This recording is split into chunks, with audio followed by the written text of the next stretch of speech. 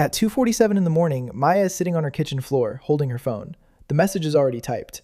I miss you. Can we talk? Her thumb hovers over send. She knows that he was cold, that he canceled plans, that her friend spent 2 years watching her shrink. And none of that knowledge matters right now because every cell in her body is screaming that sending this message is the only thing that will make the pain stop. Here's what Maya doesn't know. In that exact moment, her brain isn't processing sadness, it's processing withdrawal, the same neural event a smoker has 3 days after quitting, and the chest pain that's been crushing her all week. When researchers put recently dumped people into brain scanners and showed them photos of their exes, the regions that lit up were the same ones that fire when you burn your hand on a stove. Not similar regions, the same ones. When heartbroken people say, it feels like my chest is being crushed, they're not being dramatic. Neurologically speaking, they're being accurate. But the pain isn't even the strangest thing your brain does after a breakup. Over the next few minutes, you're going to learn why heartbreak works like drug addiction, why your memory starts lying to you about the relationship, why checking your ex's Instagram resets your recovery clock to 0, and why the person who got dumped sometimes recovers faster than the person who did the dumping. That last one surprises everyone. Stay with me, because once you see what's actually happening inside your head, heartbreak stops being a mystery and starts being something you can survive on purpose. Let's start with the withdrawal. In 2010, the anthropologist Helen Fisher did something a little cruel in the name of science. She recruited people who had just been rejected by someone they were still deeply in love with, slid them into an fMRI machine, and showed them pictures of the person who broke their heart. The brain regions that lit up were the ventral tegmental area and the nucleus accumbens, the same circuitry that fires in cocaine addicts craving a hit. Not regions associated with sadness, regions associated with craving. Think about what that means. Romantic love isn't really an emotion. It functions like an addiction. Your brain learned to expect a regular supply of this person, their texts, their voice, their attention, and every interaction delivered a small dose of dopamine. Then one day, the supply gets cut off, and your brain does exactly what it does when any addict goes cold turkey. It panics, it craves, it obsesses, it convinces you that one more conversation, one more text, one more "can we just talk" will make the pain stop. That's what Maya was feeling on her kitchen floor. Not love. Withdrawal wearing love's clothing. Her rational brain and her reward system were running two completely different programs. One was writing pro and con lists. The other was in detox. And the injury isn't just a metaphor. Cardiologists have a name for a condition called Takotsubo cardiomyopathy, broken heart syndrome. After an intense emotional shock, like a death or a devastating breakup, a surge of stress hormones can temporarily change the shape of the heart's left ventricle and mimic a heart attack. People show up in emergency rooms with chest pain, and the trigger wasn't cholesterol, it was grief. The phrase dying of a broken heart exists in basically every language on earth, and it turns out it's not just poetry. So the pain is real, but here's where it gets even stranger. Because while your body is treating heartbreak like an injury, your memory is busy committing fraud.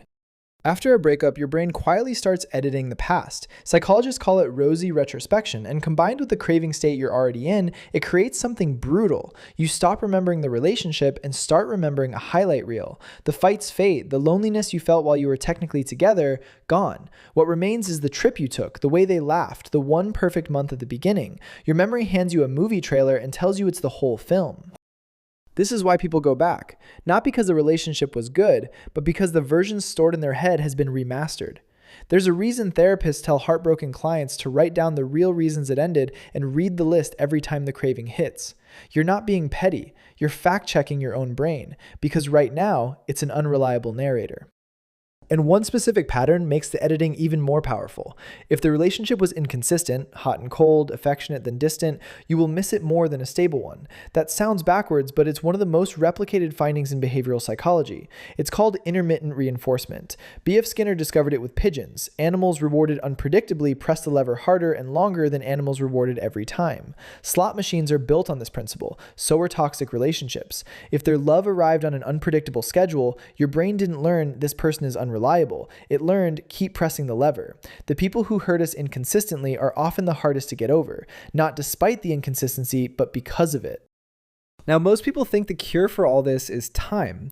In reality, time only heals if you stop reopening the wound, and modern life is engineered to make you reopen it. 50 years ago, when a relationship ended, the person more or less disappeared from your daily reality. Today, they live in your pocket. Their Instagram stories, their Spotify activity, the little green dot that says they're online, talking to someone, just not you. Researchers studying post-breakup behavior have found that people who keep monitoring their ex on social media report more distress, more longing, and slower recovery than people who don't. And here's the mechanism. Remember the addiction circuitry? Every time you check their profile, you're giving the craving system a microdose. It's the addict's equivalent of just one cigarette. You're not checking on them, you're relapsing. This is why the no contact rule, which started as relationship forum folk wisdom and became a massive trend on TikTok, actually has real neuroscience behind it. It's not a manipulation tactic to make them miss you, even though that's how half the internet sells it. It's detox. You're starving the craving circuit until it stops firing. The first 2 weeks are the worst, exactly like any withdrawal. Then the spikes get further apart. The brain rewires, but only if the supply actually stops, which means muting, unfollowing, and resisting the 3 a.m. archaeology dig through old photos. But there's a deeper wound underneath all of this. It's not just that you lost them. It's that you lost a version of you. Psychologists call it self-concept clarity. In a long relationship, your identity literally merges with the other person's.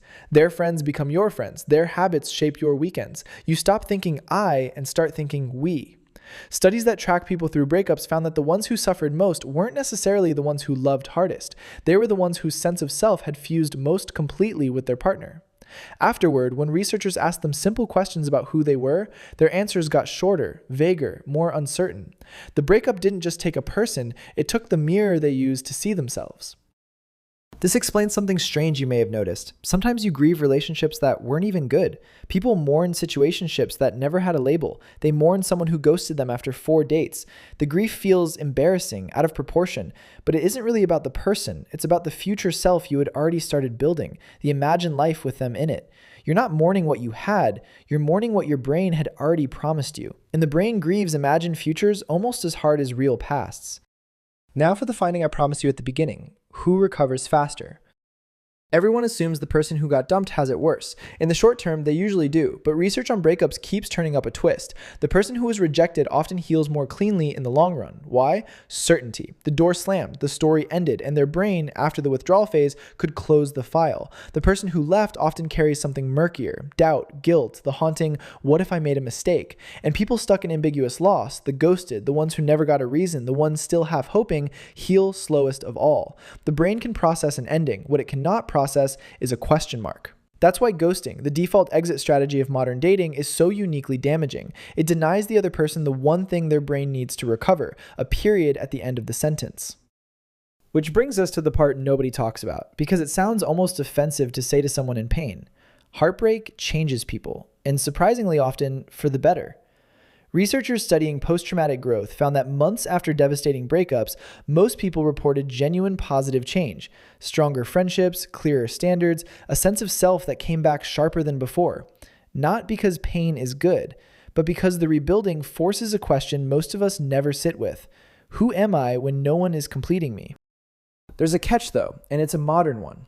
Growth requires actually feeling the loss, and we now have infinite ways to skip that part. The Rebound app downloaded the same night, the dopamine drip of short videos, even AI companions, which a growing number of lonely people turn to precisely because they can't reject you. Every one of these is anesthesia, and anesthesia during surgery is fine, but at some point you have to wake up and do the physical therapy. The people who heal aren't the ones who hurt less, they're the ones who let the withdrawal run its course instead of finding a new supply. So back to Maya, on her kitchen floor, thumb hovering over send.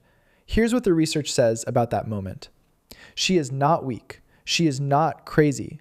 She is a brain in withdrawal. With an injury, it registers as physical, a memory editing the footage, and an identity rebuilding itself from the ground up. Every one of those processes ends, not because time is magic, but because brains are built to rewire. The craving circuit that learned him can unlearn him. It's already happening, quietly. Every night, she doesn't press the lever. That night, she didn't send it. She deleted the message, put the phone in the other room, and cried herself to sleep. It didn't feel like a victory. Recovery never feels like recovery while it's happening. But months later, his name came up in conversation, and she noticed something missing. The punch. It just didn't land. Not because she forced herself to forget, but because somewhere along the way, the person she was rebuilding became more interesting to her brain than the person she lost. Heartbreak feels like the end of a story. Biologically, it's one identity ending so another one can start. The question was never whether you'll get over them. It's who you'll be when you do.